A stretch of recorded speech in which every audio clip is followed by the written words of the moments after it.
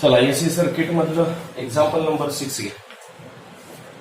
A 15.0 microfarad capacitor A 15.0 microfarad capacitor is connected to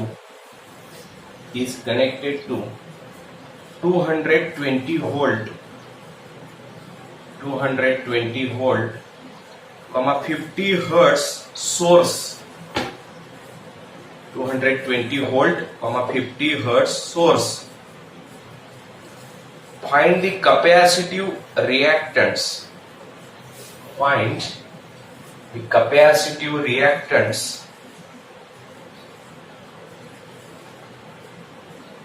and the current.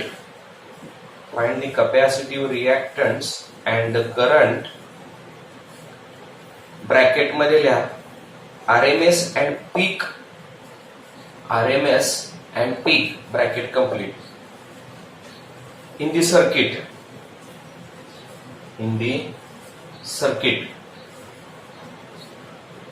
full stop. If the frequency is doubled,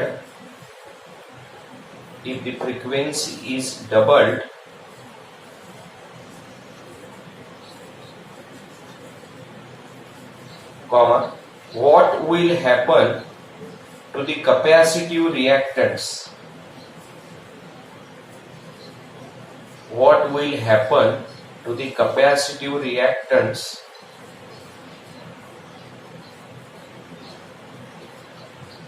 and the current?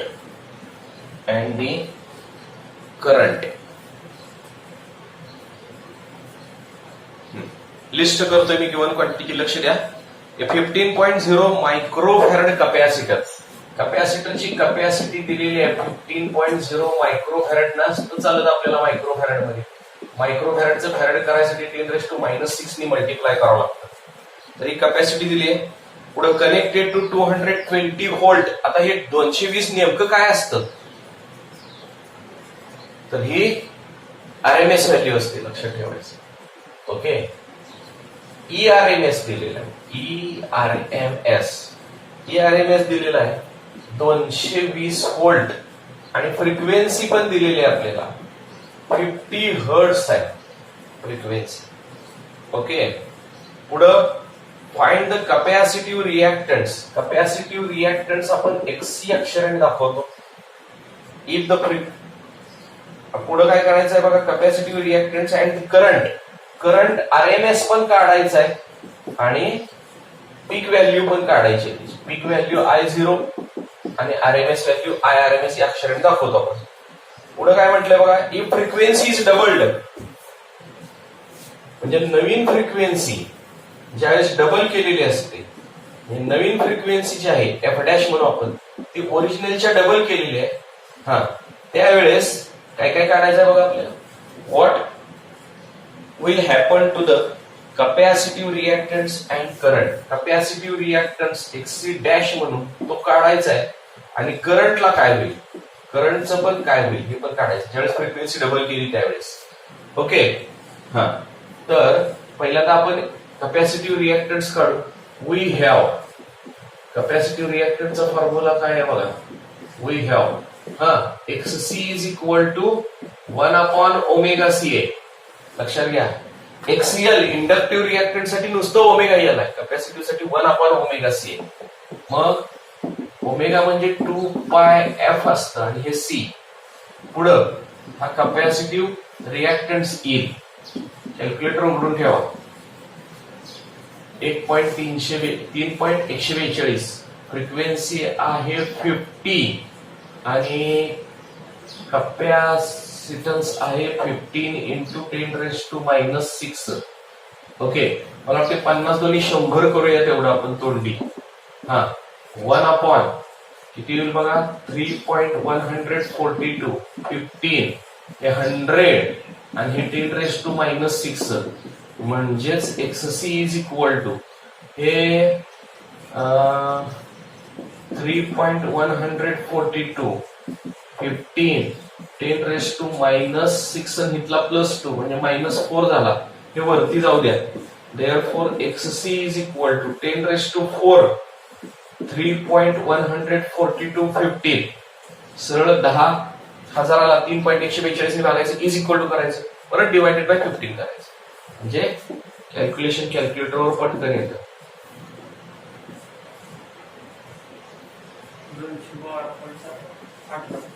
212.18 2 लिहिलं तरी चालतं 8 काढून टाकून. Okay हे कशात आलं हा रेजिस्टन्स आहे शेवटी त्यामुळे हा ओहम मध्ये येतो.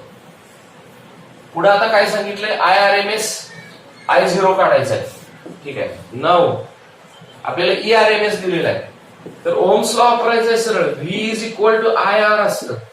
आता इथं RMS घेतलं तर इथं RMSच घ्यायचं आणि रेजिस्टन्स म्हणजे इथं कॅपॅसिटिव्ह रिएक्टन्स आहे. Voltage is equal to current आणि रेजिस्टन्स यांचा गुणाकार असतो ओहम्स लॉ चा.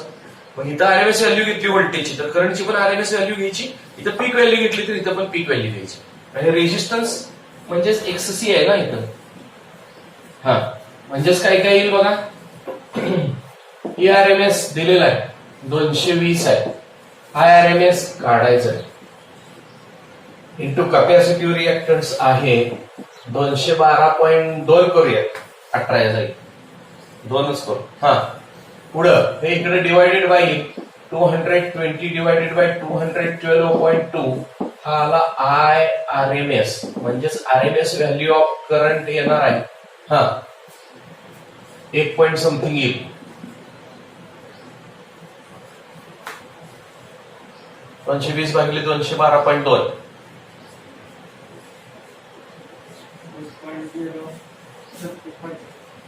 36 सांगायचं ना राऊंड फिगर करून. हा कशात आहे हे करंट एम्पियर मध्ये येणार आहे. पुढं पीक व्हॅल्यू पण सांगितले. नाव IRMS इज इक्वल टू काय असतं तर I0 अपॉन √2 असतं नसेल तर 0.707 I0 असतं दोन्हीपैकी काही करा चालतं. हा तर हे इकडे डिवायडेड बाय घेऊया म्हणजेच IRMS डिवायडेड बाय 0.707 म्हणजे पीक व्हॅल्यू येते आणि therefore peak value of current IRMS ची किंमत टाकते 1.037 ला 0.707 ने भागायचं म्हणजेच पीक व्हॅल्यू ऑफ करंट आली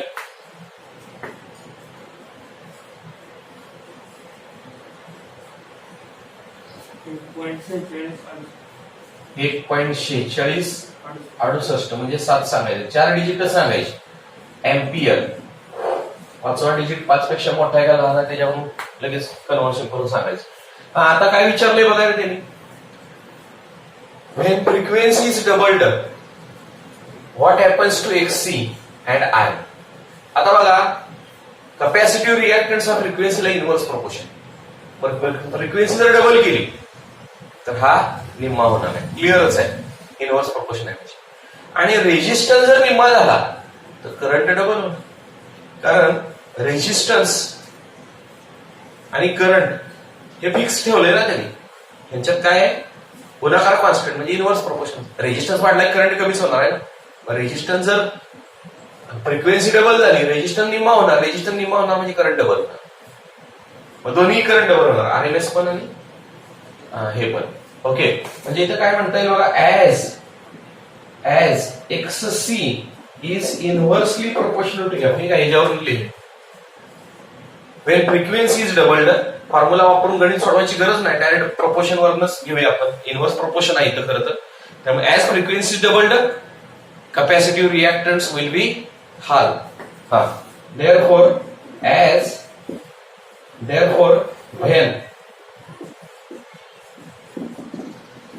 when frequency is doubled capacitive reactance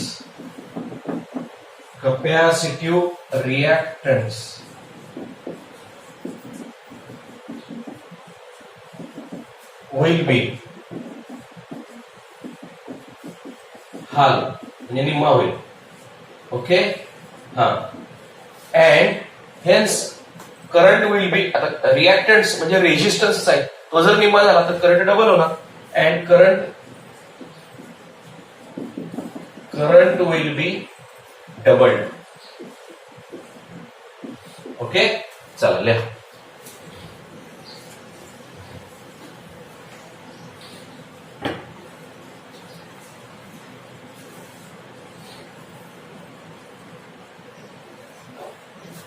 चला झालंय सगळ्यांचं लिहून. एक्झाम्पल नंबर 7 घ्या. एसी सर्किट मधलं एक्झाम्पल नंबर 7. पुस्तकात सोडवून दिलं गणित आहे, असलं सेम एक होमवर्क साठी देतो तुम्हाला. अन इंडक्टर ऑफ इंडक्टन्स, मी कॅपॅसिटरची चालेल ना, एक मिनिट. ए कॅपॅसिटर चेंज करा. A capacitor of 2 microfarad, a capacitor of 2 microfarad is connected to an AC source, is connected to an AC source of EMF, AC source of EMF is equal to 250 sin 100 pi t. E is equal to, हे असं लिहायचं आहे, E is equal to 250 sin 100 pi t. Full stop. Write an equation for instantaneous current. Write an equation for instantaneous current through the circuit,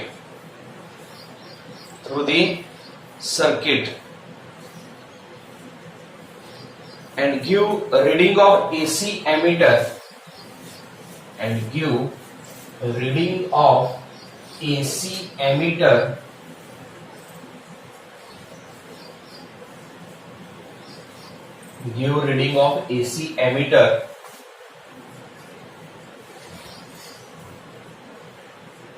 connected in the circuit.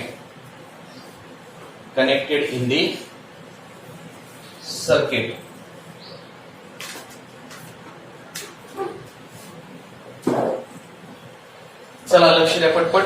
काय दिले बघा, एक capacitor of 2 microfarad. हा, कॅपॅसिटरची capacity 2 microfarad आहे. चालत नसतं microfarad, आपल्याला त्याचं फॅरड करून घ्यावं लागतं. तर C is equal to 2 into 10 raised to minus 6. आठवणीने चेंज करावं लागतं बरं का. हा, 2 into 10 raised to minus 6 farad झालं. पुढे connected to AC source of EMF. किती आहे? E is equal to 250 sin 100 pi t. याच्यावर ओमेगा आणि E0 पण कळतो, पीक व्हॅल्यू पण कळते. पुढे काय काय दिले बघा, right the equation for instantaneous current. हा, इक्वेशन फॉर instantaneous current,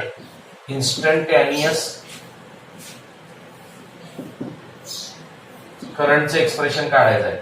हा, पुढे काय म्हटलंय बघा,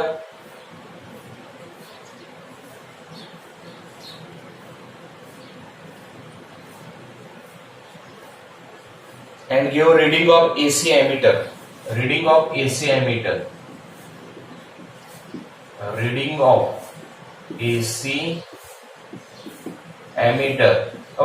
ammeter आहे ना, तू नेहमी ऍव्हरेज व्हॅल्यू दाखवत असतो, RMS व्हॅल्यू दाखवत असतो, ऍव्हरेज नाही. RMS आणि ऍव्हरेज मध्ये फरक आहे. हा रूट मीन स्क्वेअर आहे. हा, तर ते काढायचं आहे आपल्याला. बर, आपल्याला पहिल्यांदा इक्वेशन लिहावं लागेल आणि त्याच्यावरनं पीक व्हॅल्यू ऑफ EMF, अजून ओमेगा वगैरे काढावं लागेल. गिवन इक्वेशन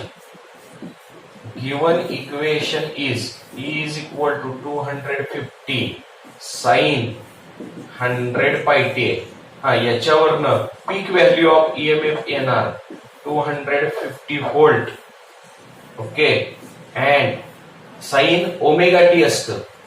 ओके, म्हणजे ओमेगा ची किंमत 100 पाय आलेली. ओके, आणि मग याच्यावरून ओमेगा म्हणजे 2 पाय f असतो, तो 100 पाय आलेला आहे. पाय पाय गेला म्हणजे फ्रिक्वेन्सीची किंमत आली याच्यावर. हा, ओमेगाची किंमत सुद्धा चालली असते, फक्त बघूया. ओमेगा पण लागणारच आहे आपल्याला.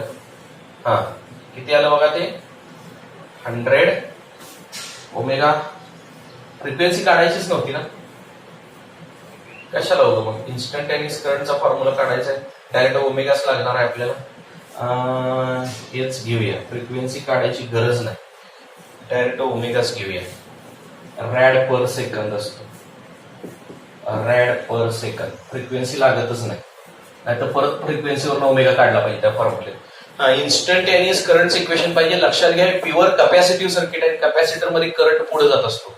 In pure capacitive circuit, in pure capacitive circuit current leads in phase, current leads in phase by 90 degree or pi by 2 radian to that of applied EMF. Therefore expression for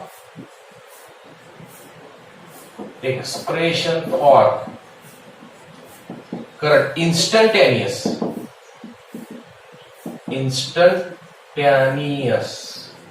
current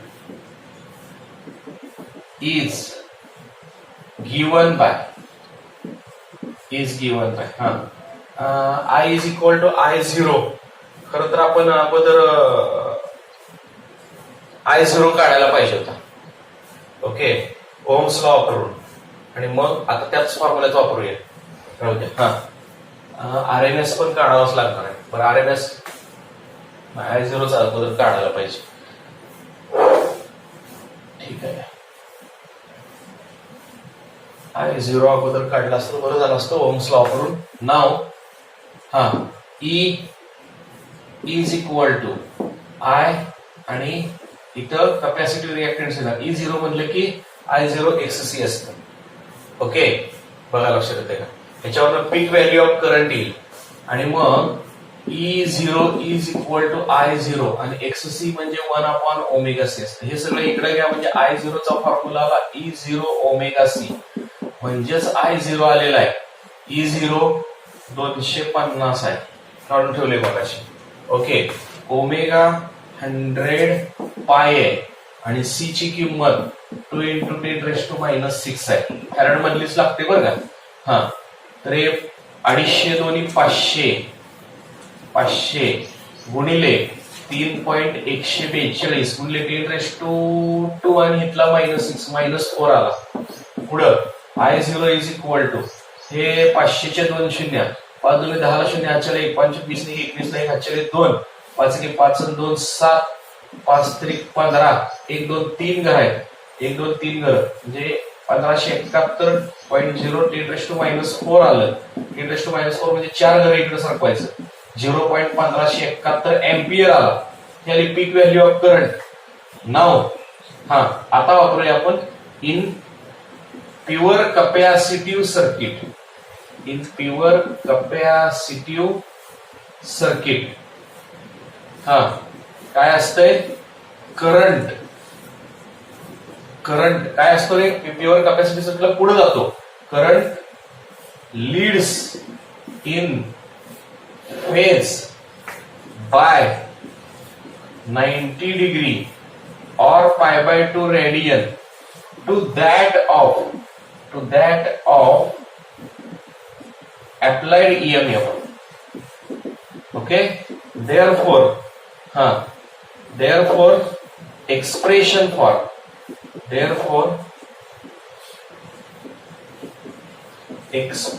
for instantaneous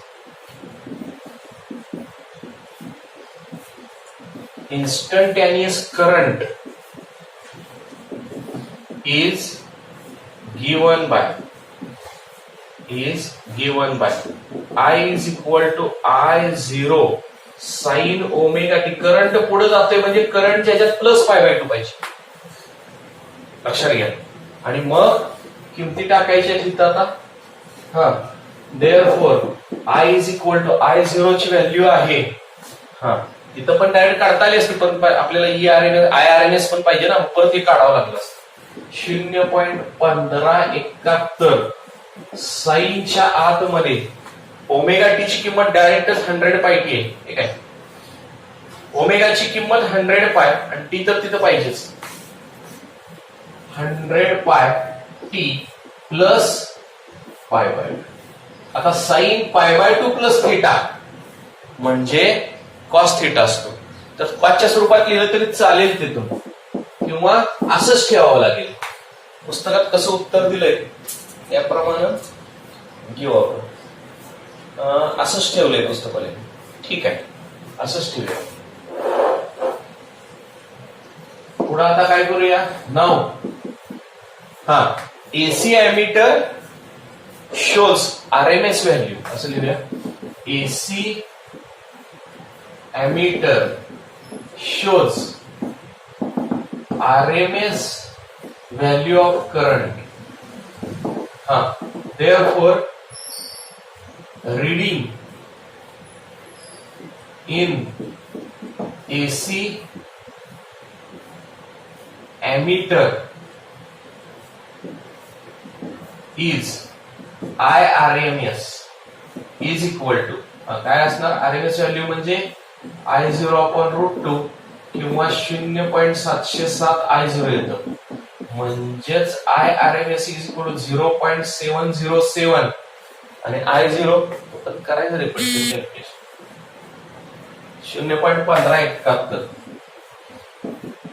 मी इथं लिहितोय तोपर्यंत करायचं ना calculation, fast होतं जरा. 4 digit सांगायचे मला. 111 ampere. तर हे रिडिंग असेल तिथलं. चला लिहा.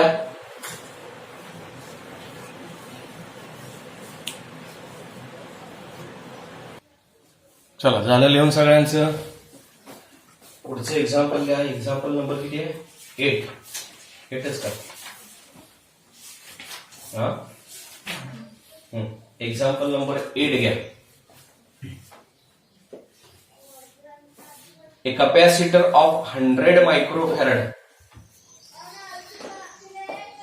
A capacitor of 100 microfarad, comma, a coil of resistance 50 ohm. A coil of resistance 50 ohm. And an inductance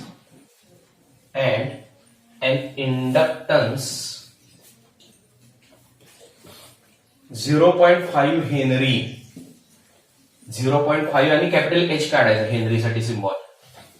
0.5 Henry are connected in series. Are connected in series with a 110 volt, 50 hertz source. 110 volt, 50 hertz source. Full stop. Calculate the RMS value of current in the circuit. Calculate the RMS value of current in the circuit.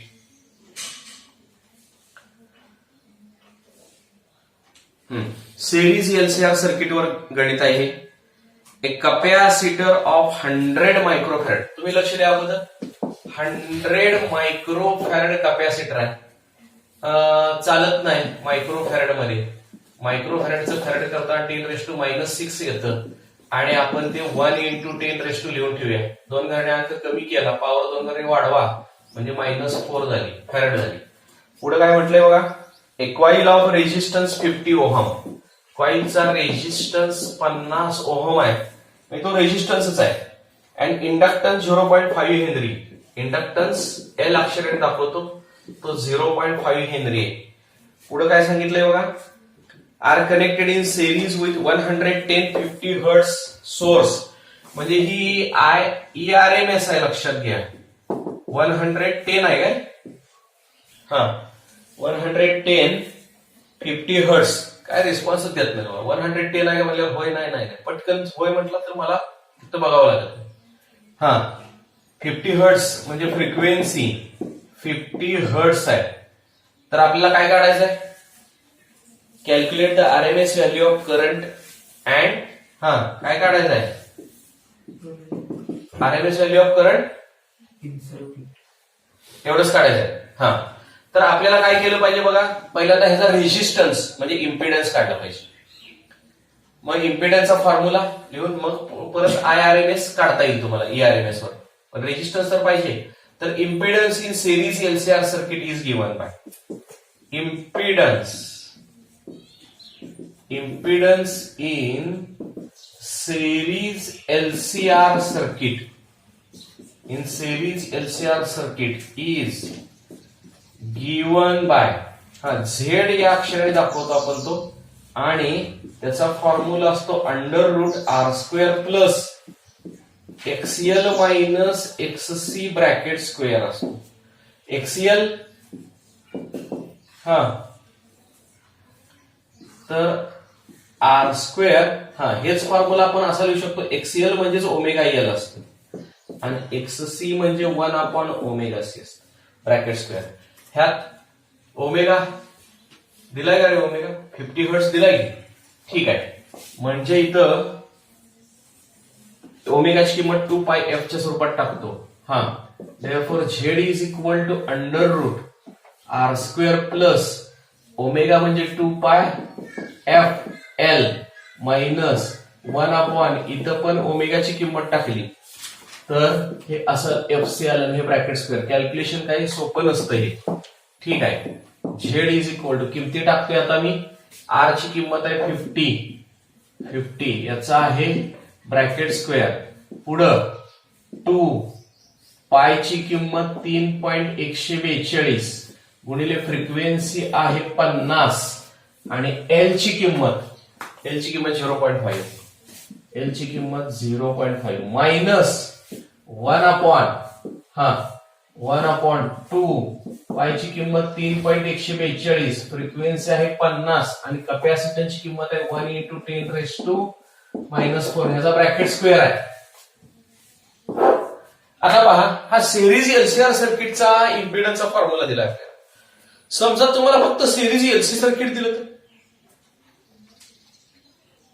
LC circuit दिलं तर याचा अर्थ तिथं resistance 0 आहे, याची किंमत 0 घ्यायची, संपलं. त्याला इम्पिडन्सचा फॉर्म्युला. ओके. आपल्याला काय series LC circuit, series RC circuit, series LR circuit हे नव्हतं, पण जरा कॉमन सेन्स फक्त रेजिस्टन्स आणि कॅपॅसिटर असेल. समजा सिरीज RC सर्किट असेल तर त्याच्या इम्पिडन्सचा फॉर्म्युला झाला नाही म्हणायची गरज नाही. इंडक्टिव्ह रिएक्टन्स 0 घ्यायचा ना तिथं.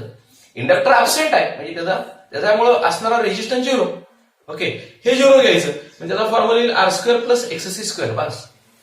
आणि समजा सिरीज RC असेल तर हा 0 घ्यायचा, सिरीज LR असेल तर हा 0 घ्यायचा आणि सिरीज LC असेल तर हा 0 घ्यायचा. याप्रमाणे फॉर्म्युले तयार होतात. ओके. बर. आता ते कॅल्क्युलेशन करायचं आहे आपल्याला. Z इज इक्वल टू 50 चा स्क्वेअर 5 × 5 = 25 आणि एका शून्याबद्दल 2 शून्य आल्या. पुढे इथं 50 × 2 = 100 आणि 100 ने याला जर गुणलं तर 3.142 आणि 100 ने जर याला गुणलं तर मला वाटतं 50 होईल तिथं, आहे का नाही? 50 × 2 = 100, 100 ने याला गुणायचं म्हणजे 2 घरं पुढे सरकवायचं, 50च झाले. मायनस 1/, 50 × 2 = 100, 100 आणि 10⁻⁻⁴, 3.142, 100 आणि 10⁻⁻⁴ म्हणजे -2 आलं आणि हे ब्रॅकेट स्क्वेअर आहे. इथं 50 ने गुणतो, तिथं रेसिप्रोकल सांगता येईल तुम्हाला. तर हे 2500 पुढे 50 ने गुणल्यावर 1 0 देऊन टाकतो. 5 × 2 = 10 ला 0, हातच्याला 1, 5 × 20 आणि 1 21 ला 1, हातच्याला 2, 5 × 5 आणि 2 7 आणि 5 × 3 15. पॉईंट नंतर 3 घर आहेत म्हणजे इथं पॉईंट आला. रेसिप्रोकल सांगायचा 0 पॉईंट काहीतरी येईल आणि हा 10⁻² होईल.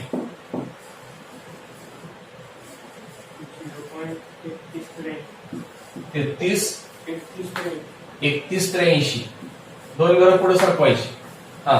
म्हणजे Z इज इक्वल टू √2500 157.1 आणि इथं 100 ने जर ह्याला गुणलं तर 31.83 झालं, याचा ब्रॅकेट स्क्वेअर आहे. म्हणजेच Z is equal to 2500 plus 157 आणि जी बेरीज आहे हा 3 आला, पुढं 8 आणि 1 9 आला, पॉइंटला पॉइंट वजा बाकी.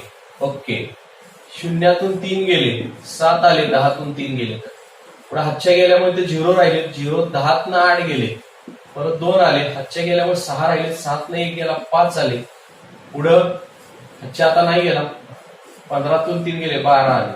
ह्याचा स्क्वेअर सांगायचा मला पटकन.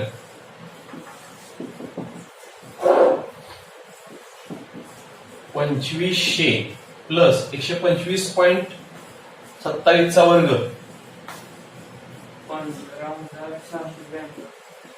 15,692 राऊंड फिगर आलाय. पुढं 0.57. ओके, 0.6 असा घेऊया आपण.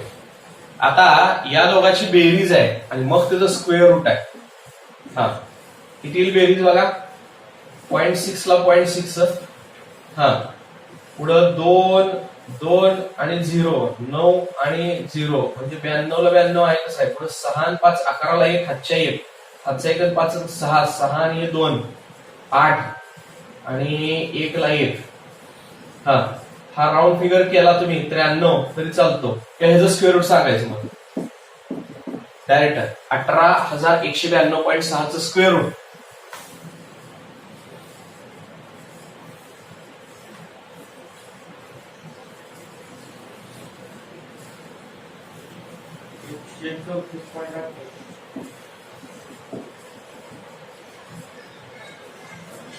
करून सांगायचं राऊंड फिगर. ओहम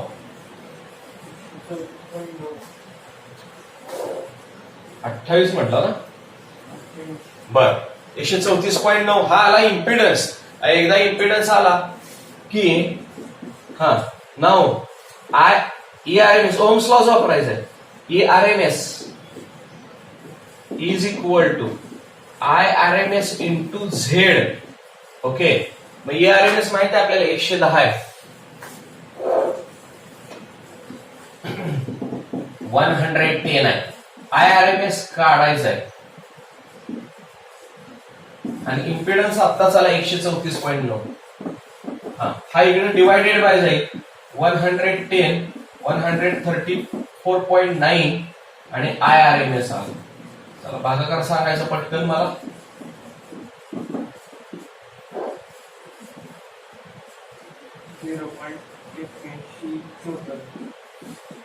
एम्पियर मध्ये येणार. अजून काय काढायचं आपल्याला, फक्त IRMS काढायचंय. चला लिहा.